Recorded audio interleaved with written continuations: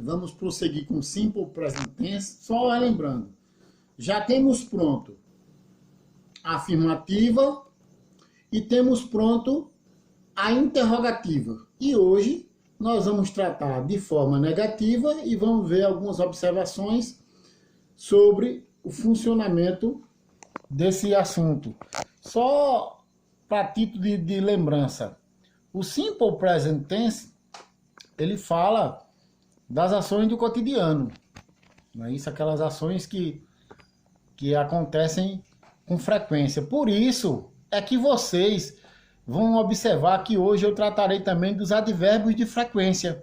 Já que isso é uma rotina, também vão aparecer os advérbios de frequência hoje e outras observações que são pertinentes a esse assunto. Então, vejamos aqui inicialmente como é que a gente vai tratar a forma negativa, ok? Então vejam bem aí, nessa tabelinha que está no vídeo para vocês.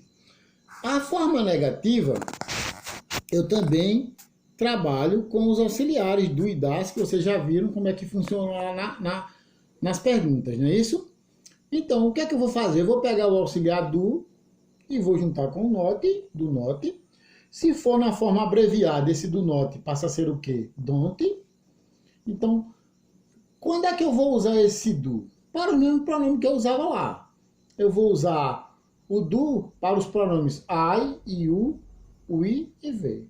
E vou usar o das para os pronomes he, she e it. Tá? Então, percebam aqui na tabela que essa parte que está de vermelho é exatamente a terceira pessoa do singular que tem das abreviado, né? Que seria o das not, com a abreviação, que é a junção das duas palavras para que eu faça uma comunicação mais rápida e use menos tempos. Então, eles fazem muito essas ligações, tá? Bem, partindo disso aí, eu vou perceber como é que funciona de fato a forma negativa. Então, a forma negativa, geralmente, eu coloco esse geralmente e fico dizendo para vocês que o geralmente não é pouco, nem é tudo, mas é quase tudo. Então, isso quer dizer que grande parte, quase que sua totalidade das sentenças negativas, elas vão ter esse segmento que está aqui, ó.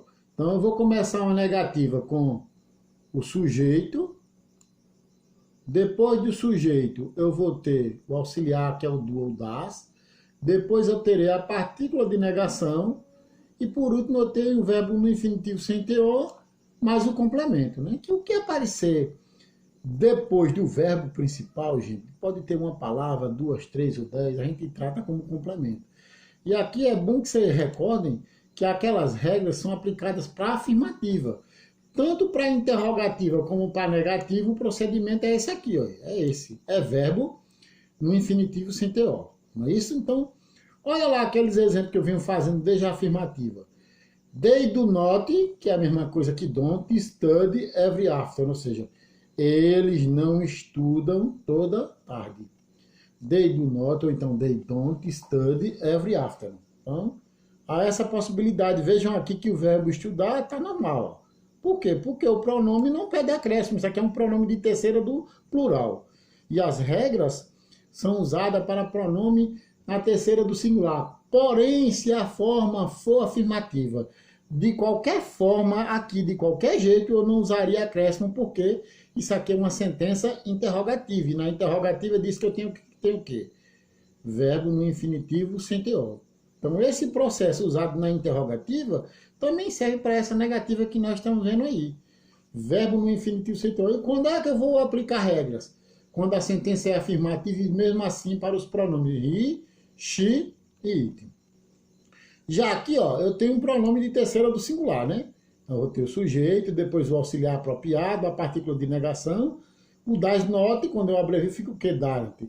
Study every afternoon. Então aqui eu observei que mesmo que eu tenha um pronome de terceira pessoa do singular, o verbo ficou normal. Por quê? Porque na regra está dizendo que na interrogativa o verbo fica normal. Agora vamos observar algumas coisas que a gente tem com relação a esse assunto, que a gente precisa tratar para deixar tudo certinho. A primeira das observações é com relação aos advérbios de frequência. Por que frequência, gente? Porque eles são utilizados no simple present.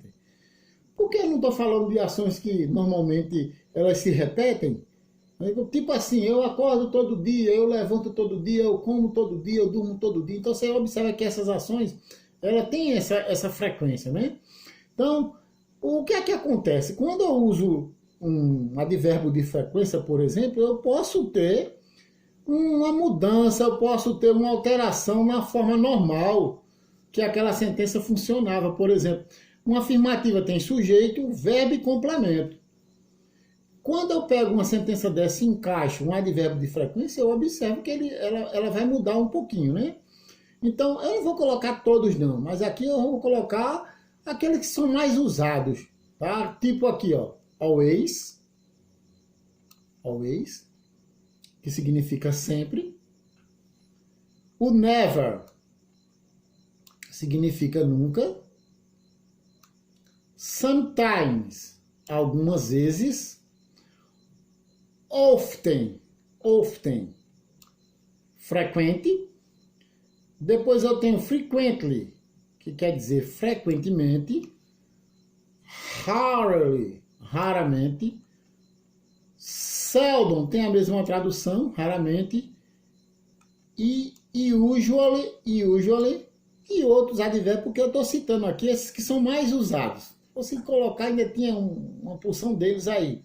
Mas esse daqui é o que tem uma incidência maior de utilização com esses advérbios de frequência. Então, logo aqui abaixo, eu trouxe uma tabela para que vocês observassem. Olha, uma sentença afirmativa, ela começa com o sujeito, com o verbo e o complemento. Se eu observar aqui, eu tenho I usually have breakfast, ou seja, usualmente tomo café da manhã. Isso quer dizer que na hora que eu usei um advérbio, eu estou acrescentando uma palavra e eu estou alterando, porque se eu não tivesse o advérbio, eu teria aqui o sujeito, o verbo e o complemento, né? Mas aqui não, você observa que o advérbio ficou entre o sujeito e o verbo principal, né? Olha o outro aqui. I often have breakfast. Eu tomo café da manhã com frequência. Olha aqui. I seldom have breakfast. Então, essa tabela todinha, tá? Tem os principais, ó. Você pode observar que esse have, eu não falei sobre ele, ó. Não falei. Esse almost, ó. E aqui são só as questão 3 times a week, quer dizer, 3 vezes por semana. O once a week é uma vez por semana. Twice a week é uma vez por semana. Então, esses daí já aparecem no complemento.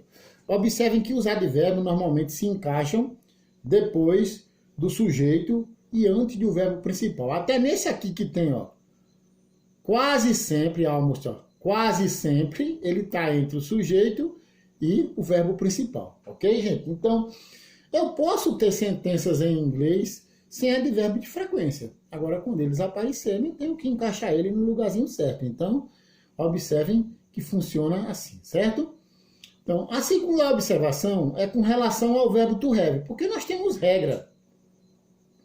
Nós temos regra para verbos, não é isso? Então, quando eu pego um verbo e vou fazer uma sentença afirmativa, eu encaixo ele nas regras SS, SH, CH ou XZ que pertence à primeira, ou então Y precedido de consoante que pertence à segunda, Y precedido de vogal que pertence à terceira. E quando o verbo não se enquadra, não se encaixa em nenhuma dessas 3 regras, ele vai para a regra geral. Então, se você pegasse aqui esse verbo have e fosse analisá-lo, você ia colocar todos os pronomes que não são de terceira, I have, you have, we have, you have, they have. Tudo normal, sem acréscimo, não é isso? Agora, na terceira, quando eu observasse o have, ele não estava em regra especial nenhuma. Então, pela lógica, é que eu acrescentasse aqui nesse verbo o S, tá? Mas aqui está dizendo que o verbo have, ele tem o quê? Uma grafia diferente, né, dos outros. Ele tem uma grafia particular. Então, o que é que ocorre? Não existe esse haves.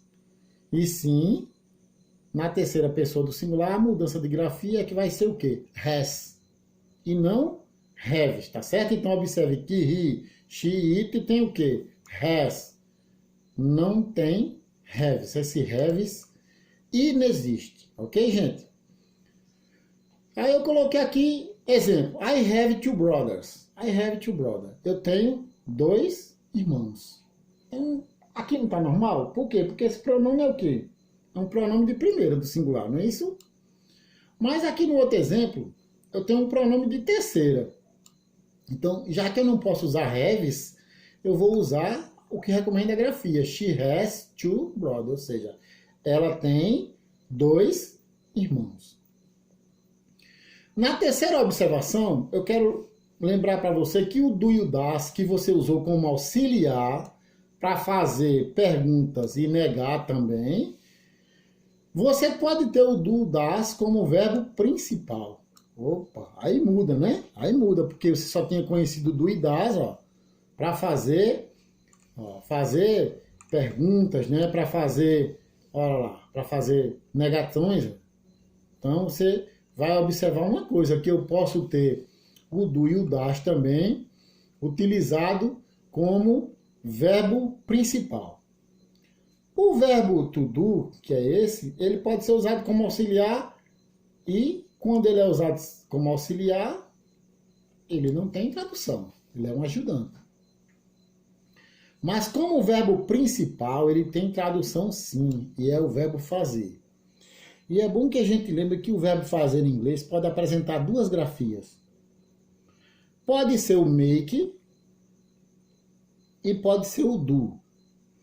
Só que o make é no sentido de construir.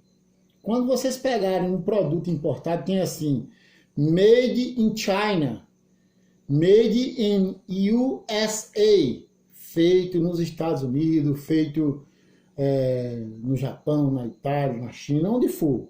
Aquele made dali indica uma construção. Se você vai fazer uma cadeira, você vai usar make, porque indica uma construção. Já o do é fazer também, mas no sentido de execução de tarefa. Fazer um exercício, por exemplo, é feito com do, ok? Então, aqui eu tenho essas 2 situações. Ó. Eu faço meu exercício toda manhã.